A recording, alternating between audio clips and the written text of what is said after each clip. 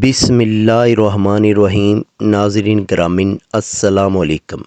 آج ہم آپ کو اذان کی ابتدا کا مکمل واقعہ سناتے ہیں۔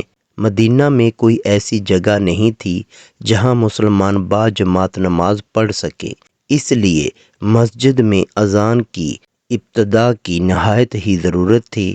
جب حضور اقدس صلی اللہ علیہ وسلم نے مسجد نبوی کی تعمیر مکمل کروا دی، مگر لوگوں کو نمازوں کے وقت جمع کرنے کا کوئی ذریعہ نہیں تھا جس سے نماز با جماعت کا انتظام ہوتا۔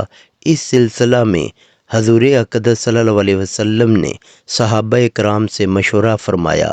بعض نے نمازوں کے وقت آگ جلانے کا مشورہ دیا، بعض نے نکوس بجانے کی رائے دی، مگر حضور اقدس صلی اللہ علیہ وسلم نے غیر مسلموں کے ان طریقوں کو پسند نہیں فرمایا۔ حضرت عمر رضی اللہ تعالیٰ عنہ نے یہ تجویز پیش کی کہ ہر نماز کے وقت کسی آدمی کو بھیج دیا جائے جو پوری مسلم آبادی میں نماز کا اعلان کر دے۔ حضور اقدس صلی اللہ علیہ وسلم نے اس رائے کو پسند فرمایا اور حضرت بلال رضی اللہ تعالیٰ عنہ کو حکم فرمایا کہ وہ نمازوں کے وقت لوگوں کو پکار دیا کریں۔ چنانچہ وہ الصلاۃ جامعیت کہہ کر پانچوں نمازوں کے وقت اعلان کرتے تھے۔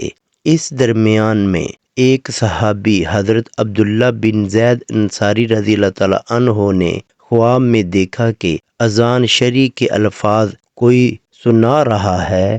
اس کے بعد حضور اقدس صلی اللہ علیہ وسلم اور حضرت عمر رضی اللہ تعالیٰ عنہ اور دوسرے صحابہ کو بھی اسی قسم کے خواب نظر آئے۔ حضور اقدس صلی اللہ علیہ وسلم نے اس کو من جانب اللہ سمجھ کر قبول فرمایا اور حضرت عبداللہ بن زید رضی اللہ تعالیٰ عنہ کو حکم دیا کہ تم بلال کو اذان کے کلمات سکھا دو، کیونکہ وہ تم میں سے زیادہ بلند آواز میں ہے۔ چنانچہ اسی دن سے شرعی اذان کا طریقہ جو آج تک جاری ہے اور قیامت تک جاری رہے گا، اور مسلمانوں کے لیے اذان کی ابتدا کا آغاز شروع ہو گیا۔